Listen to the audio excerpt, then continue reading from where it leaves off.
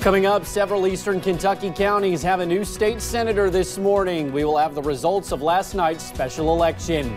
A Senate bill in West Virginia that would stiffen the penalties for animal cruelty runs into a roadblock.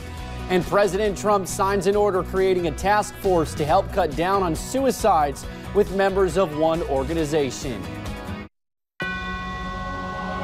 Dedicated to eastern and southern Kentucky, this is WYMT Mountain News This Morning. Good morning. It is 5:29 on Wednesday, March the 6th. I'm Will Puckett. Thank you for tuning into Mountain News this morning.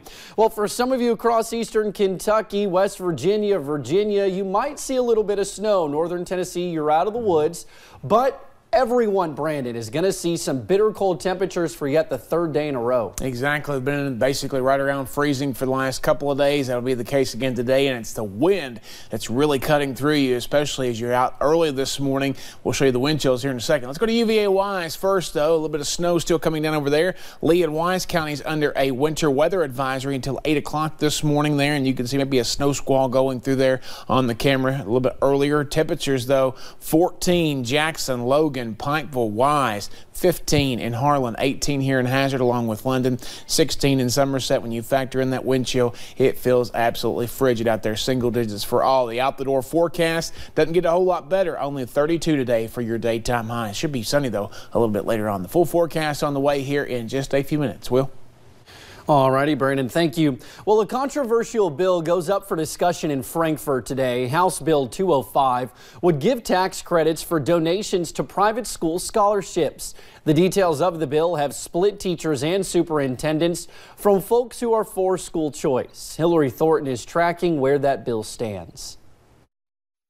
This is the slap in the face to all of us who give everything we've got for kids of Kentucky. This General Assembly does not have a war on public education. Despite not being up for a vote today, the discussion surrounding House Bill 205 was still a spirited one. If passed, it would allow the state to give away up to $25 million in tax credits to those who donate towards private school scholarships. My child is that square peg that just does not fit into the round hole of public education. Robert Sexton explaining to the committee why his family would greatly benefit from the program. I now work 60 hours a week. I work 7 days a week to make sure my son gets to go to the school he needs to go to. Representative Carney says this bill also could help some students who are in the foster care system. Children in foster care can receive a full scholarship, with the thought being that while a foster child may move from several homes during their childhood, perhaps we can provide some stability for them by keeping them in the same school setting. But with great respect for all of the scenarios and situations described by supporters, the public education community, and all 173 superintendents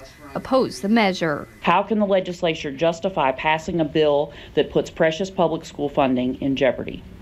Any reduction in state general fund tax revenues means less money for the state toward our most fundamental obligation. Hillary Thornton, WYMT Mountain News.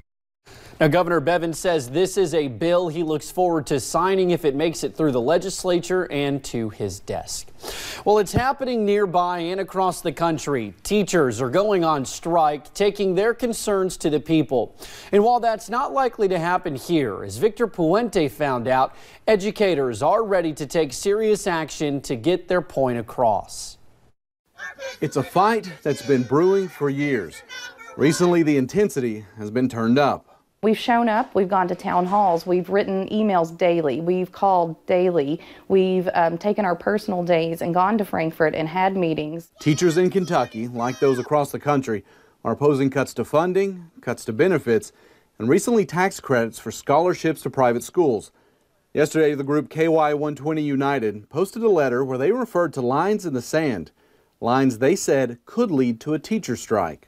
Any kind of a tax credit or charter school funding, any alteration of our pensions, especially since they will not consider raising new revenue. The group got enough teachers to call in sick last week. Fayette, Jefferson, and Madison County schools all had to close. This is an absolute last resort for us. When we feel like all efforts are exhausted, that's where we'll have to go. At a news conference Monday, a group of superintendents said a strike wasn't how they wanted to proceed. We would prefer that not be the action taken.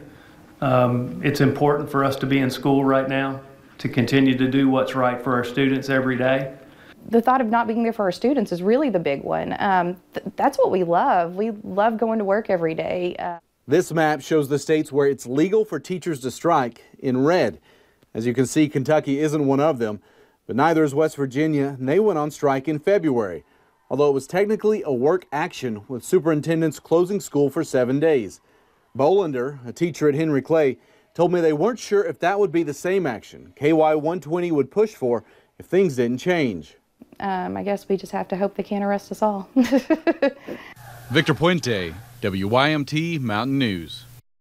Meanwhile, Governor Bevin signed a bill on Tuesday to help more Kentuckians register as organ donors. Senate Bill 77 lets people register as an organ donor through the Kentucky Online Gateway. The bill is in response to concerns raised with the state's new Real IDs.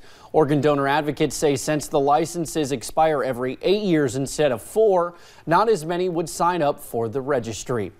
Now, the governor is also touting a new approach to prison reform. Researchers say once someone gets out, it is hard to find a job and rebuild their life. But as Kristen Kennedy explains, officials with one program say they know what it takes to keep people from ending up back behind bars.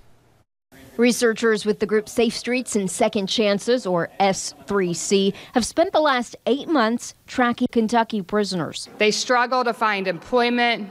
They struggle to rebuild the lives that they left when they were removed from their communities and incarcerated. Principal researcher Carrie Pettis Davis says S3C focuses on factors like healthy thinking patterns, effective coping mechanisms, and positive relationships. All factors Governor Bevin believes help inmates get out and stay out. We are tracking what's happening with these folks along with those that are receiving traditional services. So we want to know, is this really going to have the effect that we think it will? And we're quite confident that it will. Researchers plan on tracking the inmates for a year and a half after leaving prison. And Secretary Tilley says that the work will continue even after initial research is complete. The governor and I made a point to re-energize and re-engineer this division. He says the prison population has already declined some in Kentucky. The idea of just a couple of % of lower recidivism may not sound like much, but when you think about the fact that it has been trending upward, not only in this state but in America for a very long time, when you see a leveling off and or a decline, you know you're on the front end of something pretty spectacular. In Frankfort, Kristen Kennedy, WKYT.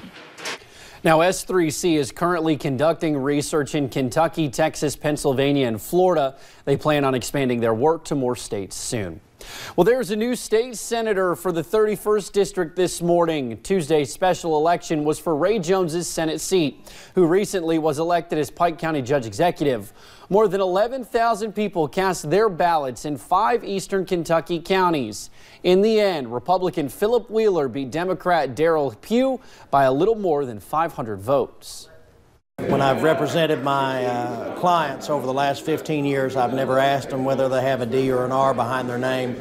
And I'm not going to ask if they have a D or an R behind their name when they come to me seeking help for their communities. I think everybody involved in the race on both sides has a common goal that they wish the best for Eastern Kentucky. And, you know, there's going to be another race in May and another one in fall, and life goes on.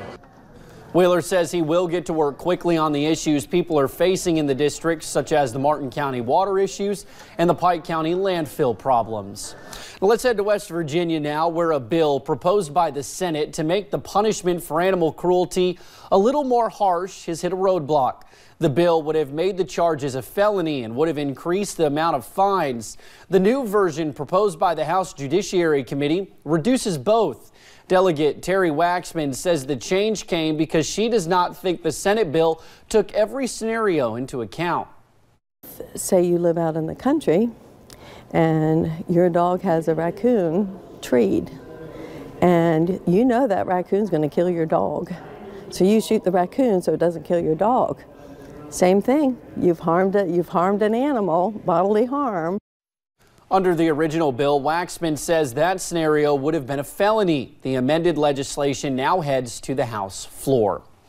It is a growing epidemic every year. More than 7,000 veterans take their own lives. That's according to data from the federal government. That equals out to about 20 veterans a day, nearly twice the overall rate. President Trump signed an executive order Tuesday creating a task force with one single goal: to prevent veteran suicides. Veteran suicide is a tragedy of staggering proportions. They courageously fulfill their duties to our nation. Now we must fulfill our duties to them. Under the Prevent Initiative, the task force will focus on improving veterans' quality of life, offering grants to state and local governments, and reaching the most high-risk groups to let them know there is help. Now, if you are a veteran in crisis or if you know someone who is struggling, there's help. Call the Veteran Crisis Line at 1-800-273-8255.